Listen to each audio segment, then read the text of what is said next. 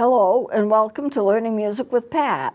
I've been telling you about the different kinds of recorders, their sizes, what they look like, and I mentioned about bringing them in so you could see them all together.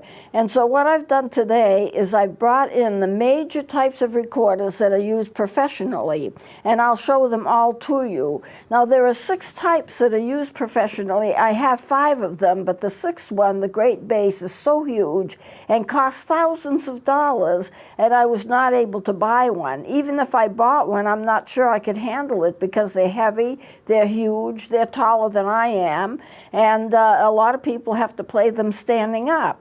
But I have a very good representation of all of the other types. I have the folded bass, and that's a type of bass that I have that I love. It's one of my favorite instruments.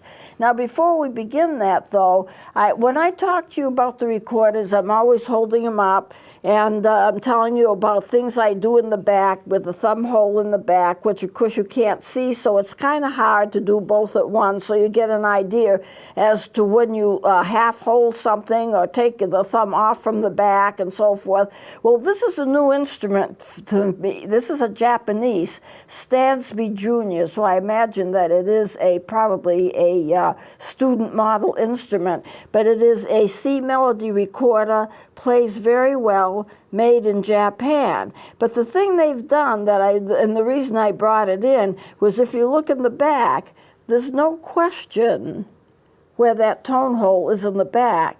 It has been covered or surrounded by a piece of plastic, so you know exactly where it is. So I would expect a beginning student isn't going to be looking around and saying, what tone hole is this? It's all encased in a kind of plastic. The other thing is the bottom of it. Usually you don't get the bottom covered, but this is the bottom of it. It's covered. There's that little hole, that aperture there where air comes out of it. And you can see how tiny that is. This is a whole bore.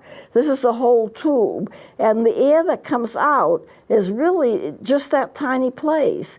Now, I could use a regular recorder and point that to you, but you probably wouldn't even be able to see where it is for sure, because it's not any different in terms of color than the rest of the instrument.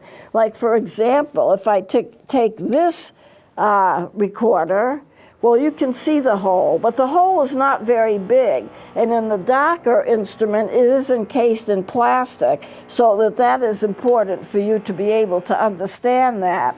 So I want to go on now and describe the 6 or 5 different recorders that are used for professional use. And I'm going to I have them, I'll show them to you. And so we'll start with the smallest one. This is a sopranino. This is the smallest one that is used professionally. It's the smallest one that I have that is a professional instrument.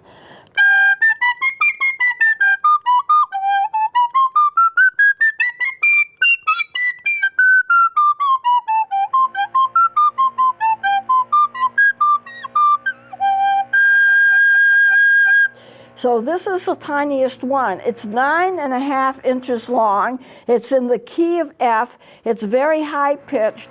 You don't see, it's not rare, but you don't see many people that have them. And I think it's probably because the pitch is so high that it wouldn't fit in very well with an orchestra. The lowest note is very high. Everything is high. And the finger stretches don't exist, but you can see how close your fingers have to be in order to play it.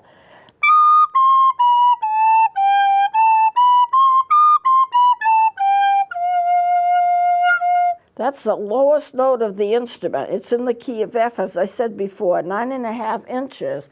Then the next one up is going to be the soprano. And I have a number of sopranos. This is the one that I usually use. This is a Japanese instrument, and this is the one that I usually use. It's in the key of C. And that soprano is sometimes called a descant. And it's 12.5 inches long.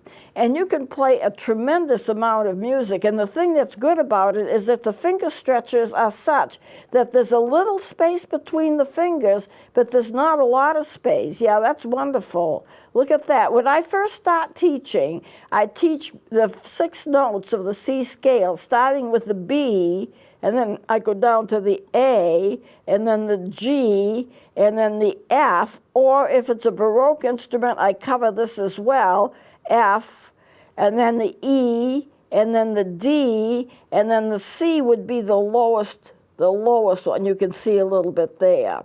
There is a little bit of a finger stretch, but when I do it, it's B, A, G, F, E, D for beginning students, and I have them learn that. Bag, fed. And the other instruments that are woodwinds are pretty much similar.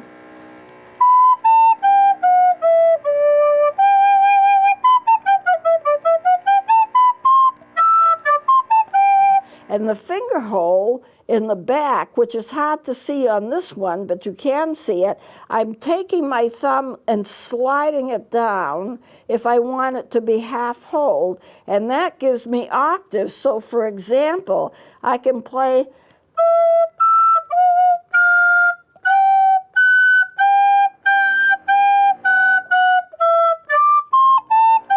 and most of the time, it's covered. If I want an octave, I pull that down, not far, just enough, if I can twist here, so that it's about half covered. That'll throw a lot of the notes up an octave higher, and that's how you get the octaves for a lot of notes on the recorder. This would be the block. I've shown you all of this before. The labium in front, which is like that window. In fact, this whole area is called a window. The labium, there's a little slanted piece here that's called the lip. The window is actually this little open aperture right there. And the rest is a bore, a windoway. It's simply made, but it plays a tremendous amount of music, and they sound good. Now, I heard a radio commentator, and I've wanted to write her since then. I haven't done it yet, but maybe I still will, that made the comment that a recorder isn't even a real instrument. And it made me upset in a way and angry in a way, because the recorder is an instrument that's used all over the world. It plays lots of music. It can play classical music. It can play jazz. It can play almost anything. It can't play every key, but it can play most of every key. And I've even written classical music and arranged classical music and even do parts of Handel's Messiah on the instrument. So it really is a regular instrument. It is not a toy. There are instruments like it that are more like a toy. Now, this is another one. I showed you this before. They usually come in plastic, and they're usually a cream colored or a brownish color, but you can get them in any color. I've got red ones, blue ones, gray ones. I've got all kinds of them, purple ones, and I make kind of a collection on it. Some of them play well, some of them don't play quite so well if they're less expensive, but a good recorder that's in pitch and plays easily and does well can actually cost you less than $10. But most of mine don't cost more than that unless I get into the larger ones. But these are really, really nice instruments. So that's the C melody. Now, the one above that is going to be an alto. And this is it. They make a beautiful sound, and they're larger, and they are sometimes called a treble instrument. They are sometimes the principal instrument in the orchestras, and if you look at ancient music, music written way, way back in Beethoven's time and Brahms' time, they actually wrote music for the alto recorder. It's in the key of F, and it's about 19 inches long. Now, just to show you what the tone is like, the stretches are such that I don't use it as much as I used to, but they're beautiful.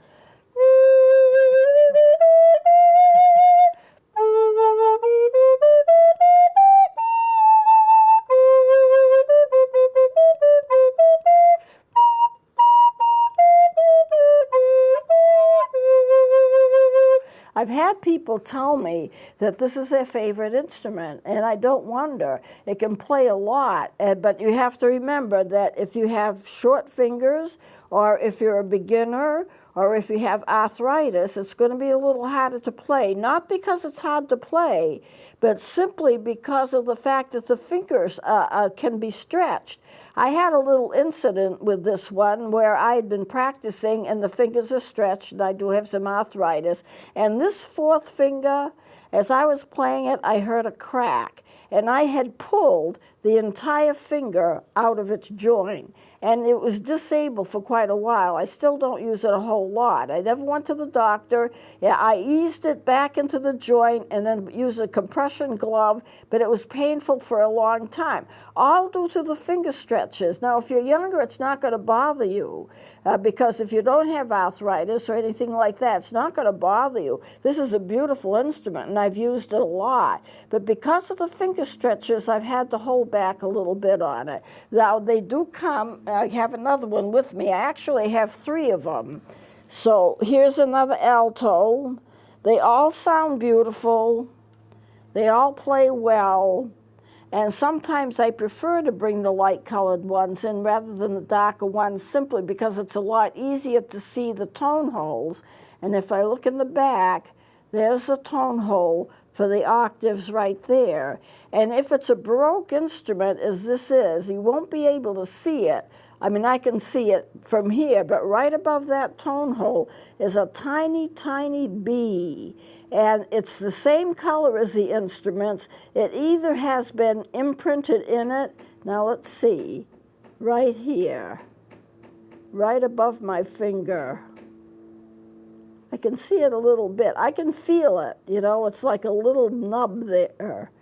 But that B stands for the fact that this is a Baroque instrument. Any instrument that's a Baroque usually has that little tiny B. It is so small, you almost have to hunt to find it. But of course, if you're a player, there it is right in front of you. That means that the fingering is a little bit different than it is for a German instrument, which has a little different fingering pattern, a little easier fingering pattern. But there's not really much difference between the two. If this is my F on a regular German instrument, then the real F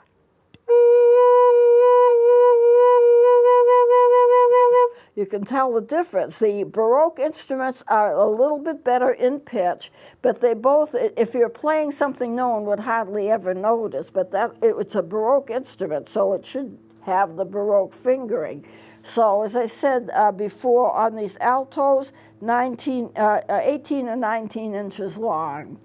Okay, so I brought in both of those. Now the next one is going to be the tenor. The tenor is one of my favorites. It's a beautiful instrument. Let me hold it this way. And the tenor is sometimes called a melody instrument. It's 25.5 inches long. And the finger stretches are very great on it. But the tone is absolutely gorgeous. I used to use it a lot in playing in concerts and so forth, and everybody loved it. I did one seminar when I played it. You can see how the finger stretches are great. But I had a guy come up to me who was a recorder specialist, and he said that the tenor, it was just the most beautiful instrument he had ever heard in his life. And it does have like a voice to it.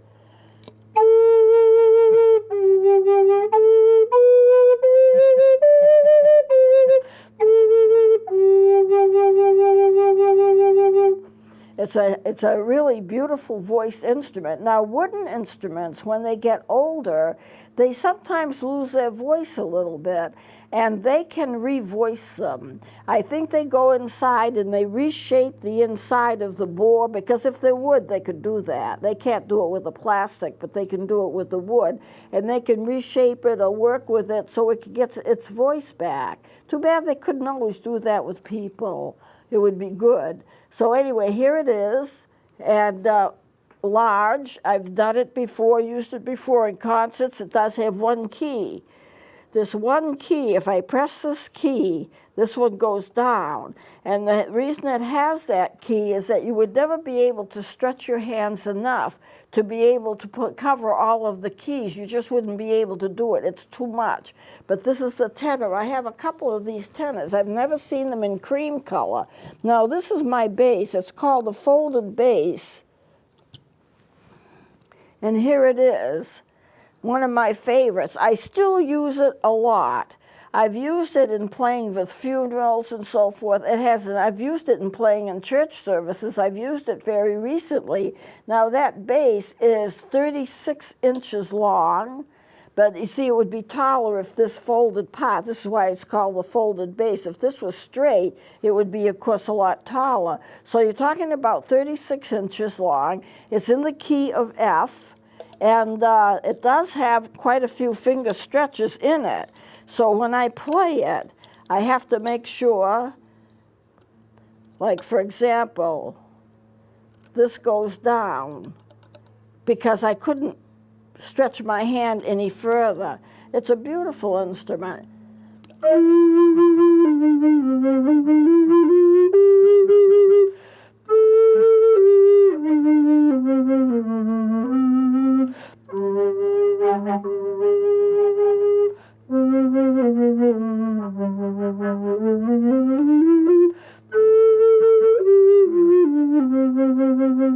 Now, one of the reasons I like to bring it with me when I'm doing concerts is that so few people have ever seen it. The mouthpiece is right here. The labium is going to be on top. You won't, well, right here is where the labium is. There's a little slanting window. This is the neck piece where it folds over. The saxophone also folds over, and it's the neck piece. And the mouthpiece is rather large. It's a large instrument, but it's a beautiful instrument, and people love to hear it. And sometimes when I've gone to seminars, I've just carried it with me. And I played it as well, but carried it with me because it usually gets a crowd around it because nobody knows what it is. I've had people call it a French horn. I've had people call it a saxophone, and I can see why, because the saxophones do have a neck piece that curves around, but it's far from being a saxophone. It is a part of the recorder family. I did a solo with my sister accompanying me on an organ in a church service, and one man came up to me, and he was angry. Afterwards, he came up. He says, "That's nothing but a recorder." And I said, "Yes, and isn't it beautiful?" And he kind of stomped away, because it's a very beautiful instrument, and the only way that you would even think of it as being a recorder is the Fipple mouthpiece, because it has a Fipple mouthpiece like all of the recorders do. But it's beautiful and a little bit tough to play because there are finger stretches, but because of the keys that are available, there are a couple of keys down here. Whoop. Maybe I can turn it so you can see. These keys down here, that helps you play the lowest notes because you could not stretch your hands in the necessary amount to be able to play it. It also has a place in the back for you to put a strap. There is a strap that comes with it, like the saxophone straps. You put it around your neck and you hook it in. And because of that, you have an extra way to balance it because it's not lightweight. It's a fairly heavy instrument. It would be easy to lose it. You know, it would be easy to drop it if you don't have some extra kind of support. So they all come with a strap to support them. But I think it's one of the most beautiful instruments I have. I love them all, of course, but I think this is one of the most beautiful instruments that I have. Now, there is another instrument that I don't have, and it's called the great bass or the straight bass. And the straight basses are like 54 inches long, if you can imagine. This is like the size of 3 feet, 36 inches, but the straight basses are like 54. They are absolutely huge, but they cost thousands of dollars. They weigh a lot. They're very expensive, and most of the people actually play them standing up, and you don't blow into them because in a regular mouthpiece you have a metal piece that's curved into the side, and it's called a bocal, and you blow into the bocal and it brings the air up to the mouthpiece. So these are the instruments, and what I'm going to do, I don't have much time left. What I'm going to do is show you just a couple of pictures here that I have, one in particular, if we can get that up. This is a picture, actually a sketch of the instruments, of the different recorder instruments, and you can see here the tiniest one is going to be the sopranino, which is the one on the bottom, and then the soprano is the next one up here. Then you have the alto, which would be right here. This would be the folded bass that I have, but this is the bass, the straight bass, sometimes called great basses. They're in the key of C. You can see there's a bocal along the side. You blow into that bocal and it brings the air up there. The labium is right there. There's usually a little metal piece that sticks out from the bottom. So when you put it on the floor, the instrument itself doesn't go on the floor. You have that little metal piece that protects the bottom of the instrument. It's probably about 3 or 4 inches long, and that's what actually goes on the floor rather than the bell of the instrument. But you can see, if you look at the comparison, the differences in sizes. Now you've got to remember that the longer the instrument, the lower the pitch. So if you're going to take the sopranino, which is in the key of F, and you're going to take this tenor, this bass, notice the difference in the sizes. I mean, it's very striking how little this is and how large this is in comparison. And the music that you play, it's going to be very high pitched on the small one. The shorter the tube, the higher the pitch. The longer the tube, the deeper the pitch. So these are basically all of them. Because I have more, I've got a lot more than this, but these are the different types of recorders that you will find. Now I'm going to close it here, and what I'm going to do the next time is show you some fingering charts as to how the fingering is, and it'll be about the same for all of them, but I'm going to be focusing on the soprano instruments, and because the fingerings for the bass are a little different, and the alto, the key of F has a little bit different fingering pattern, but most people are playing the melody recorders, so that's what I'm going to focus on in terms of fingering the notes. So I'm going to close it here, and please join me next time.